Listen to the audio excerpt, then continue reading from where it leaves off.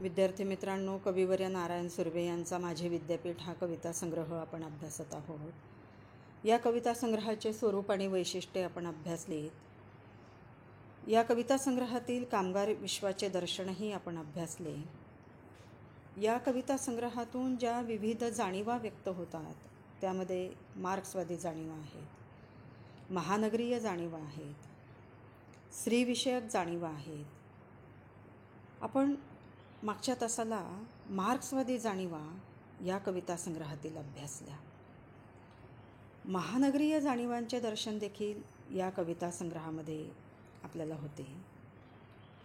सुर्वे जन्मापासूनच मुंबईसारख्या महानगरामध्ये वाढले आणि त्यामुळे आपसुकच सुर्वेंच्या कवितेमध्ये महानगरीय जाणीवा ह्या व्यक्त होताना दिसतात. महानगर म्हटल्यानंतर चकचकीतपणा आपल्या डोळ्यासमोर येतो. मोठमोठ्या इमारती, श्रीमंती ओसंडून वाहत असते. परंतु सुर्व्यांच्या कवितेमध्ये हे सगळे येत नाही. तर महानगरातील कष्टकऱ्यांचे जीवन सुर्व्यांच्या कवितेमध्ये येते. मुंबईसारखी कविता जी आहे तीमध्ये या जाणीवा स्पष्टपणे दिसतात.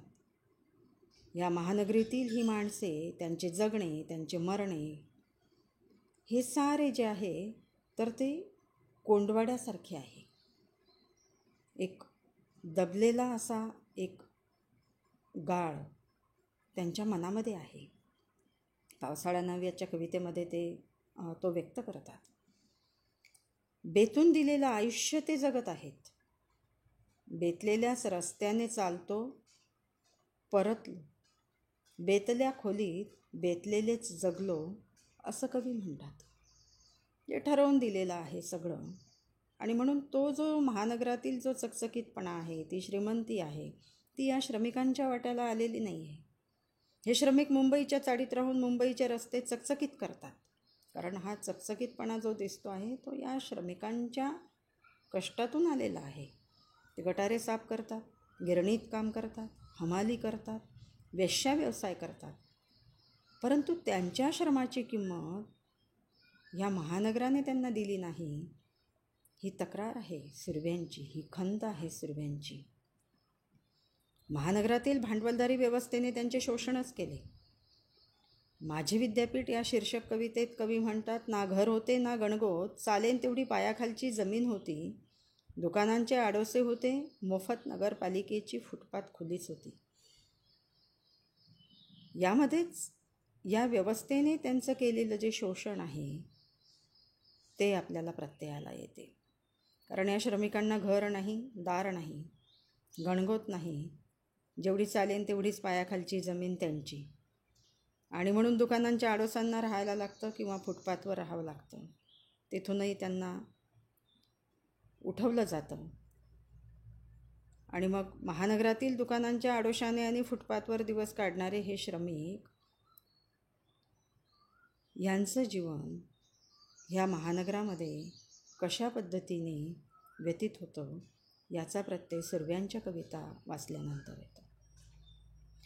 मुंबईच्या समुद्राचे वर्णनही सुर्व्यांच्या कवितेमध्ये येतं. कारण मुंबई म्हटल्यानंतर समुद्र डोळ्यासमोर येतो. नांगरून ठेवलेल्या साहेबांच्या बोटी, तिथे राबणारे खलाशी. सुर्वे म्हणतात, उन्हाळ पोराने कलंडावी दोत, तसा हा निळा सागर. असे संदर्भ त्यांच्या काव्यामध्ये येताना आपल्याला दिसतात. बरं का रे पोरा ह्या कवितेत कवी चाळीचे वर्णन करतात. बाप सांगतच होता, ऐकत होतो आम्ही सर्वजण, घरातील चाळीतील उद्याच्या जगातील, चाळीसमोरच्या खाचरातील पाणी वाहत होते प्रकाशपुरात. ज्या चाळीचं वर्णन ते करत आहेत, तर बाप सांगत होता म्हणजे ह्या पिढ्यानपिढ्यापासून ह्या चाळीमध्ये ते राहत आहेत. पिढ्यानपिढ्यापासून या महानगराला आपले श्रम ते देत आहेत. आणि चाळीतलं हे आयुष्य तसंच पिढ्यानपिढ्यापासून चाललेलं आहे. ह्या महानगराच्या सौंदर्यीकरणासाठी हे श्रमिक कष्ट करतात. ते स्वतः चाळीत राहतात, फुटपाथवर राहतात किंवा दुकानांच्या आडोशाने राहतात. सर्वांची मुंबई ह्या शीर्षकाची कविता तर महानगराचे वास्तव दगदगीतपणे मांडते. महानगरीय जीवनातील विषमता प्रखरपणे ही कविता मांडते. नरकासम चाळीत राहूनच स्वच्छ करतो तुझे रस्ते, उठवले जातो कधी दंडुकेवाले जसे उठवतात फिरस्ते.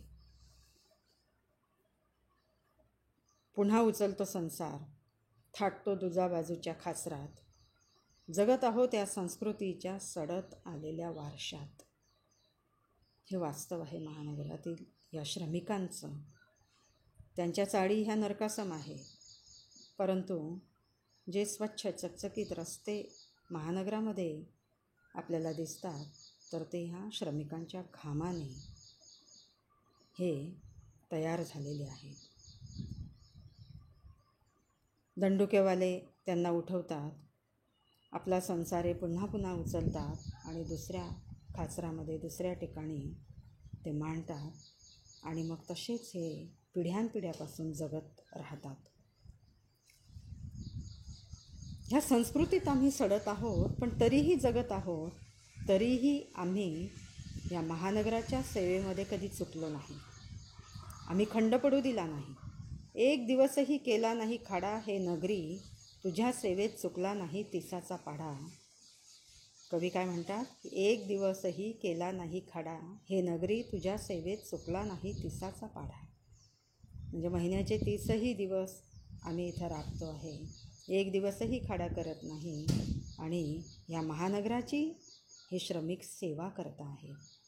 खाडा न करता रात्रंदिवस राबत आहेत आणि त्या महानगराच्या सौंदर्यामध्ये भर टाकत आहे. तुझ्या सौंदर्यात हे नगरी दिवसेंदिवस घालीत असतो भर. दिवसेंदिवस आम्ही तुझ्या सौंदर्यामध्ये ही भर घालतो आहे. महानगरातील हे वैभव आहे, सौंदर्य आहे, चकचकीत रस्ते आहेत, टोलेजंग इमारती आहेत, पैशांचा पूर वाहतो आहे, भले थोरले बाजार आहेत, चौक आहेत, परंतु श्रमिकांच्या वाट्याला यातलं काहीच येत नाही, फक्त कष्ट येतात. कवी म्हणतो, हिंडतो तुझ्या हाटातून, हाट म्हणजे बाजार, गल्लीतून चौकाचौकातून, नागरिक म्हणून, संसारी बनून, कधी बेकार गणून. या बाजारातून फक्त तो हिंडतो आहे, गल्लीतून आणि चौकातून फक्त हिंडतो आहे, नागरिक म्हणून, ग्राहक म्हणून नाही, संसारी बनून, तर कधी बेकार गणून. कारण कधी हाताला काम नसेल तर बेकार गणूनसुद्धा ह्या चौकाचौकातून हिंडतो आहे. मुंबईची प्रचंड लोकसंख्या, सतत माणसाचे जथ्थे इकडून तिकडे जात असतात, पण आम्हा श्रमिकांच्या वाटा मात्र फक्त दोनच, एक कारखान्याची आणि दुसरी स्मशानाची. हे जे जथ्थे आहेत कधी चौपाटीवर जातात, कधी समुद्रकिनारी हिंडायला जातात, पर्यटनाला जातात.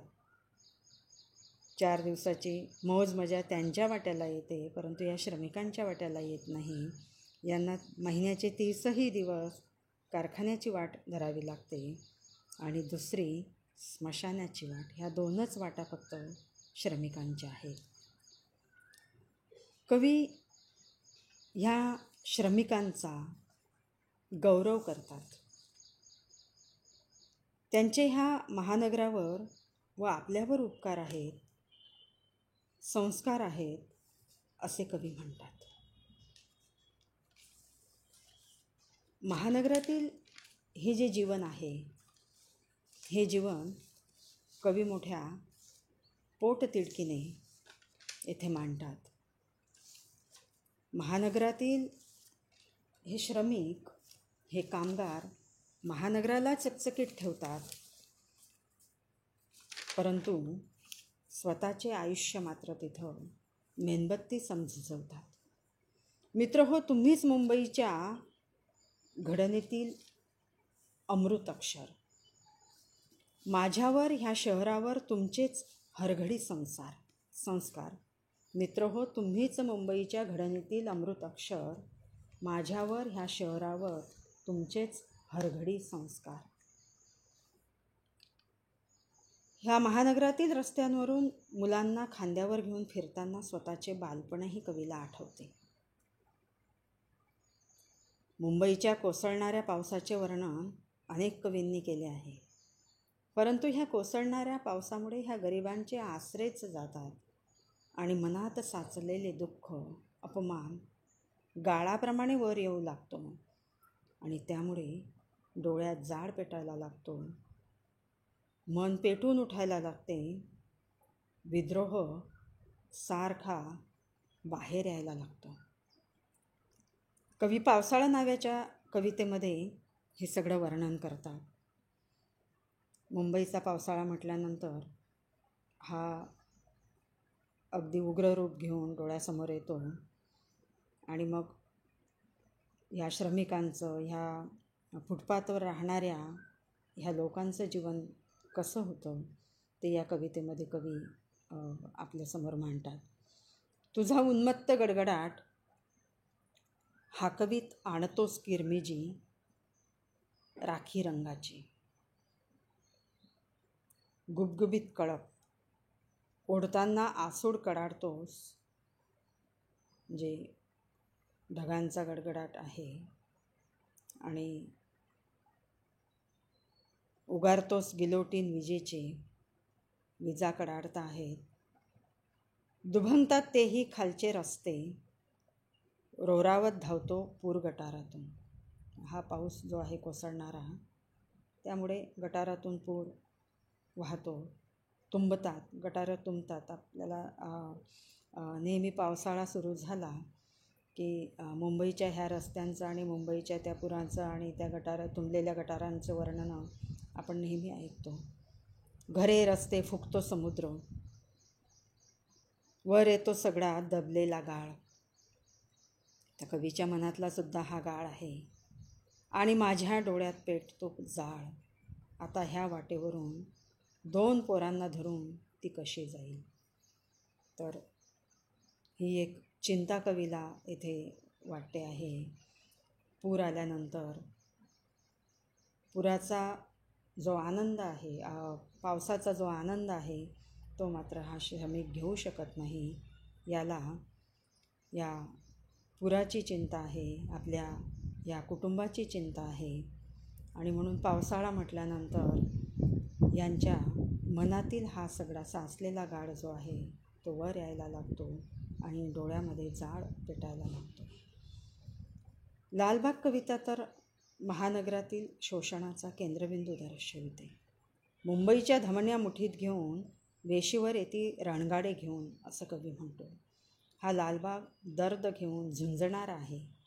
उद्याच्या नभाचा ताराच लालबाग, कैक ऋतूंचा ऋतुराज लालबाग, रस्त्यांना फुलांच्या माळा शृंगारून मरणाला मारून धावणारा लालबाग, असं वर्णन कवी या कवितेमध्ये करतात. एकंदरीने महानगरीय जे जीवन आहे ते जीवन कवी या कवितेमध्ये रेखाटतो आणि ते जीवन जे आहे ते श्रमिकांचं जीवन आहे.